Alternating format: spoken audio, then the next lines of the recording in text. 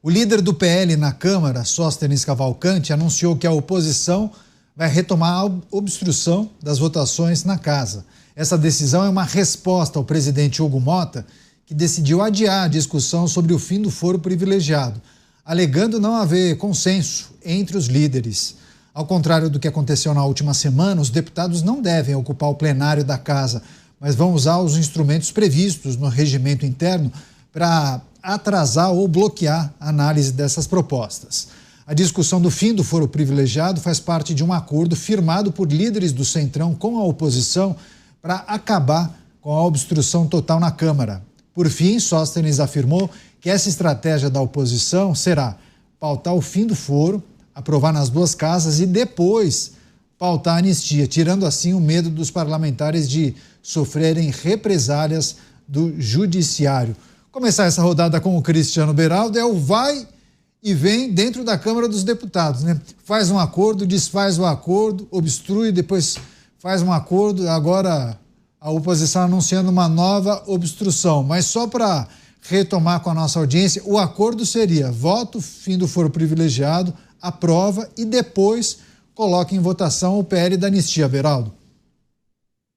Zé Caneta, agora, o problema é que nós temos já 6 meses passados desde a eleição de Hugo Motta para a presidência da Câmara. Essa eleição em que Hugo Motta teve o apoio dos deputados que defendem ali o ex-presidente Jair Bolsonaro, são os deputados de oposição ligados ao ex-presidente Jair Bolsonaro.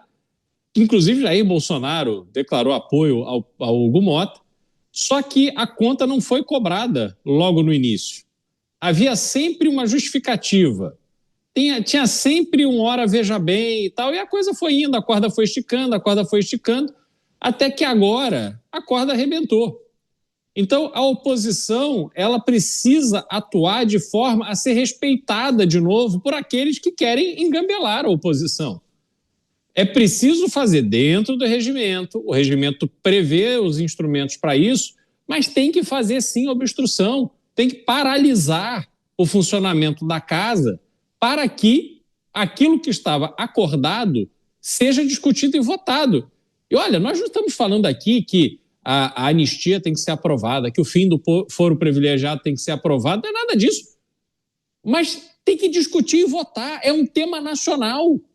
Há um interesse da sociedade brasileira em ver estes temas discutidos e votados.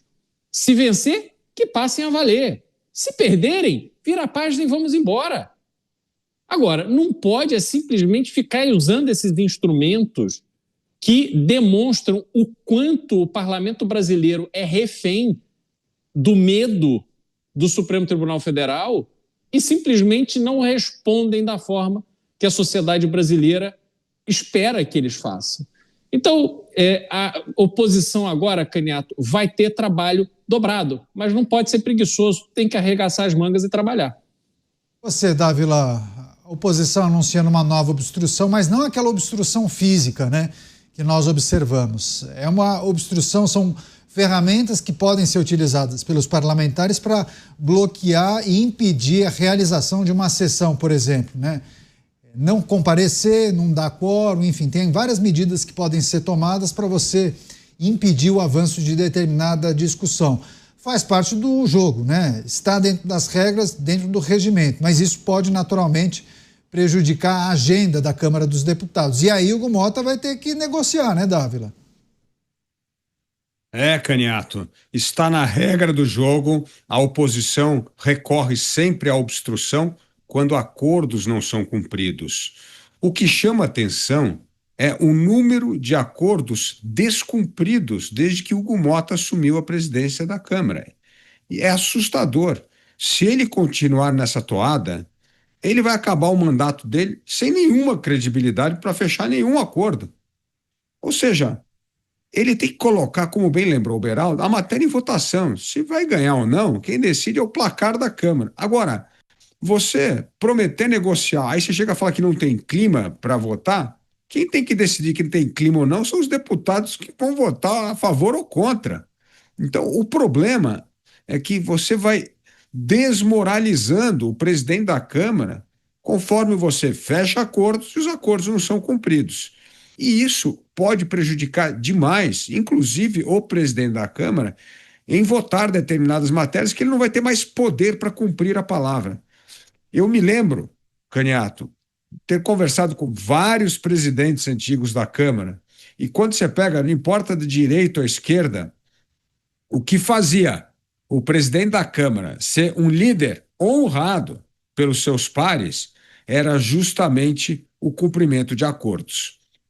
Ao não cumprir acordos, o presidente perde o que nós chamamos do poder suave. Aliás, o mais importante poder suave da autoridade é fechar acordos e cumprir palavra.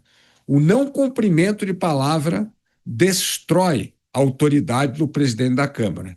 Se continuar nessa toada, nessa recorrência à quebra de acordos, Hugo Mota vai acabar a presidência da Câmara como um dos presidentes mais fracos e insignificantes que ocuparam o cargo. Perde credibilidade, né? Você firma um acordo, todo mundo preparado. Não vai acontecer essa semana porque teve uma mudança aí, não vai rolar essa semana. 3 ou 4 vezes nós já trouxemos situações parecidas aqui.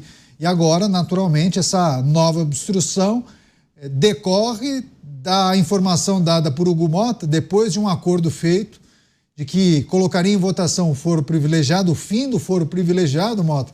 Mas agora Hugo Mota muda a sua postura e diz que não poderá avançar com essa matéria nesse momento porque não há consenso entre as lideranças partidárias. Então, tome a obstrução, Mota. O eleitor, o cidadão, não sabe mais no que acreditar. Cada dia é uma declaração, uma promessa diferente. Não é bom ficar gastando assim a esperança e a paciência do cidadão. Eu ando muito pelo Brasil. Na semana passada eu estive em Brasília, depois eu fui para Caxias do Sul, no Rio Grande do Sul, e conversei com muita gente. A paciência que ainda resta nas pessoas é muito pouca. Então, o mínimo que a gente espera dos nossos representantes eleitos é que eles façam uma boa avaliação da situação e sejam sinceros com as pessoas. Eu acho que todo mundo prefere uma má notícia sincera do que uma falsa esperança dada toda semana. A situação do Brasil é uma situação muito delicada. Há pessoas presas nesse momento em que a gente está aqui falando. Há pessoas que foram forçadas a sair do Brasil. Há pessoas que tiveram seus bens bloqueados, seu direito de se expressar cassado. Há pessoas que foram retiradas à força da vida política. Isso não é uma situação aceitável.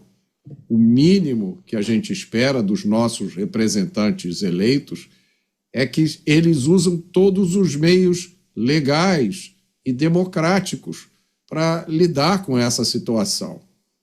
Mas tudo, e isso é importante que eles saibam, tudo na vida tem um limite, inclusive a paciência do cidadão. Agradecer muito as mensagens que nós recebemos durante o programa. Eurian Pandolfo. O programa de hoje foi uma aula. Também um grande abraço a Sandra Beraldo. Será que é parente do Beraldo? Manda aí, Sandra, nos diga de qual cidade você está falando. Também Maria Angélica Rabelo da Fonseca, dizendo que foi um ótimo programa. Obrigado, viu, pela participação, pela audiência de todos. Mas tem mais notícia, mais destaque depois do break comercial. Voltaremos em 1 minuto e 20. Até já.